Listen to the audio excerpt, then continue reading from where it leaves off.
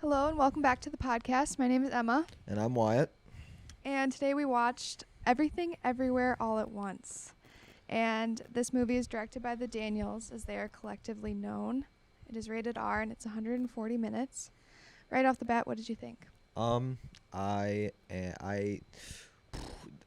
the title basically explains everything you need to know about this movie. There's everything, there's everywhere, and it all happens at once. I can't do it justice without trying to go through the plot of the film, which I'm not even sure of myself. It's an experience, I guess, is my review. Yeah, there's a lot going on. It's definitely very action-filled. So the synopsis of this film is a hilarious and big-hearted sci-fi action adventure about an exhausted Chinese-American woman who can't seem to finish her taxes. And I would say that's a very It might be small selling it a little bit short. Yeah, that's a very short explanation for this movie. There's a lot going on besides taxes. So a review from Vox by Emily St. James says, Everything Everywhere falls into a suddenly popular subgenre of film. I call it the millennial parental apology fantasy, alongside a host of other movies, most of them animated, such as Pixar's Turning Red, Encanto, The Mitchells vs. the Machines, etc. Instead of telling the time-honoring story of a child learning just how much their parent has sacrificed for them, these stories tell its mirror image. It's kind of talking about parents apologizing to their children for generational trauma. And I would say, yeah, this movie definitely touches on that and how it goes back farther than just between the mom and the daughter. Yeah.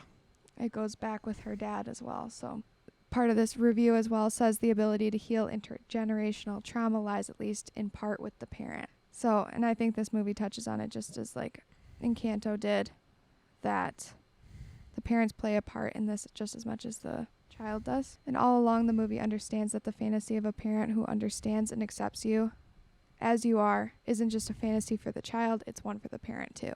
Yeah, it's a story that's being told, I guess, a lot in the past, year or so. Like, you can see that story being brought up because, yeah, there's a generation of filmmakers who feel that way and want to express themselves through film with that idea. And I just think that's something beautiful, that idea gets to be expressed by so many people, and people don't have to feel alone in that experience. I think it's cool.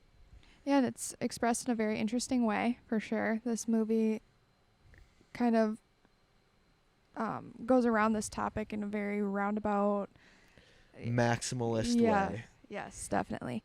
An interview with Michelle Yeoh conducted by NPR quotes, she said this, it's science fiction, it's comedy, it's drama, it's action, it's a little horror, but I think the core of the story is just about a mother and a daughter.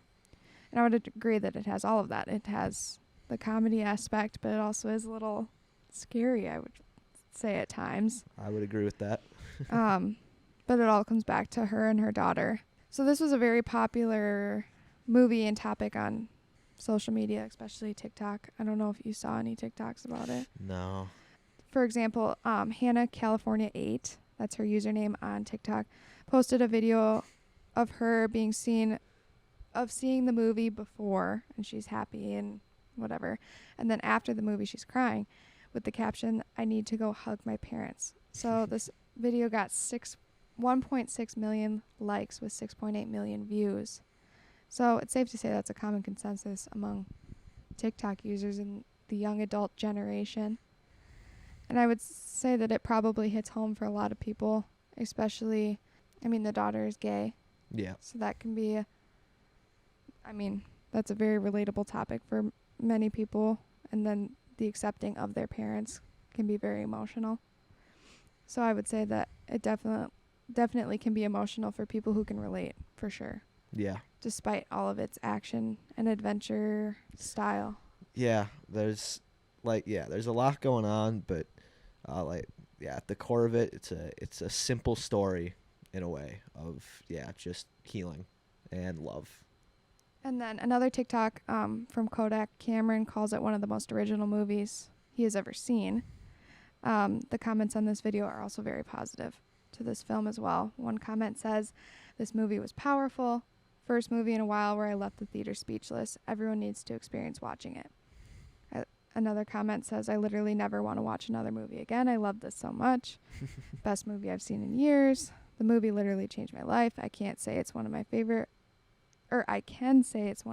movies. I'm going to rewatch it again soon." So, a lot of positive feedback around this movie. And I would say that it's definitely original. There's a lot going on and a lot you don't usually see. And it's broken up into 3 parts, the movie is, which I think gives it a interesting structure that you don't see very often. So, it breaks it up into everything and then everywhere and then all at once. And it reminds me of a book, actually, Toni Morrison's Beloved, which is also a story of like generational trauma. But that book is also split into 3 parts, with each part getting shorter in length. And in this movie, the 3 parts each get shorter in length. I don't think that's too bad of a spoiler. No, and I think by having it broken up like that, I think it helps you digest a little bit more what's going on. Because there is so much going on, it helps to have it sectioned up so it just makes the storyline a little more cohesive. I think it's also a little bit symbolic. I think there's so many things in this movie that are intentional that might not seem like it, and I definitely think that's one of them. Yeah, for sure. So, any other final thoughts on this movie? Yeah, I'm just stunned. I thought that was amazing. It was an experience. There's a lot going on, but yeah, at the core of it, it's just a story about life, and you can't do better than that. Right. Yeah, I agree. I really liked the core message. I thought, it all wraps up really well in the end, to come back to that main idea. And, if you're into interesting movies and, I think it's definitely worth the watch. It's worth stepping outside of your comfort zone for. For sure. Yeah. So, what else is playing at the cinema this weekend? There is still time to see Fantastic Beasts: The Secrets of Dumbledore, which we talked about a couple episodes ago. Sonic the Hedgehog is still playing and is still doing really well. So if you haven't seen that yet, definitely got to come out and see that. And then last weekend, these movies came out, so they'll be here for a little bit, but you should definitely come and see them. The Bad Guys is still running, Unbearable Weight of Massive Talent, and The Northman, which all have been received very well, I think. Very well, yeah. Especially The Northman has come ahead more than I expected. Yeah. And then looking ahead, next week, Doctor Strange in the Multiverse of Madness Another is coming. multiverse movie. I find it interesting. I was reading an interview it was a snippet of an interview with Daniels, the directors of this, where they felt like they were boxing, like they felt like they weren't expanding enough and they weren't being creative enough because of how popular the idea of the multiverse has gotten. And in fact, they were actually reached out to direct the Loki series on Disney Plus that deals with the multiverse, but they turned it down and they stuck to their guns on this film, Everything Everywhere, to create their own multiverse. And now I find it funny that the following week we're getting another multiverse movie. Yeah, very interesting.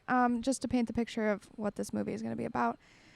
In the Marvel Studios' Doctor Strange in the Multiverse of Madness, the MCU unlocks the multiverse and pushes its countries further than ever before. Journey into the unknown with Doctor Strange, who, with the help of mystical allies both old and new, traverse the mind-bending and dangerous alternative realities of the multiverse to confront a new adversary. Yeah. Yeah, so it's going to be, in a way, similar. Yeah. Obviously, it's going to be Marvel, so it's definitely different, but the multiverse concept is the same there. So, you can come see both. Yeah, and absolutely. get all your multiverse needs met. So, If you could go to one multiverse, what would it be? What alternate universe would you want to go to? There's because there's so many, but I like to go to one where like everything is like the same, but I don't know, all the presidents had like really funny names. yeah. I don't know. I haven't really thought of it. But it kind of reminds me of Interstellar. Did you ever see that movie? Interstellar is a wonderful movie. Yeah. Yeah. Yeah. And how they well, I don't want to spoil it, but They it kind toy of with touches on perceptions that. of reality. Yeah. So that's, I don't know. But I don't know which one I would go to. I haven't thought of it. But yeah, so any other final thoughts? Nah, I'm good. Yeah, just it's a great weekend to come out and see a movie as always. But yeah, so thanks for tuning in. Talk to you next week.